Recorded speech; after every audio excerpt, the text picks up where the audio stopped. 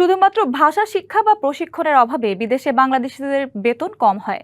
একে রাষ্ট্র ব্যবস্থার ব্যর্থতা হিসেবে চিহ্নিত করেছেন পররাষ্ট্র উপদেষ্টা মোহাম্মদ তৌহিদ হোসেন। উপদেষ্টা জানান, এই ঘাটতির কারণে বিদেশি চাকরিদাতারা বাংলাদেশিদের বঞ্চিত করে। দুপুরে নীলফামারীর কিশোরগঞ্জ উপজেলার মাগুরা উচ্চ বিদ্যালয়ে শিক্ষার্থীদের উদ্দেশ্যে তিনি এসব কথা বলেন। দেশের শিক্ষা কাঠামোর আলোচনা করতে গিয়ে তিনি বলেন, মানব সম্পদই বাংলাদেশের বড় সম্পদ। এই দেশের মানুষকে শিক্ষিত করে গড়ে তুলতে জিডিপির 5% শিক্ষা খাতে ব্যয়ের উপর গুরুত্ব দেন তিনি।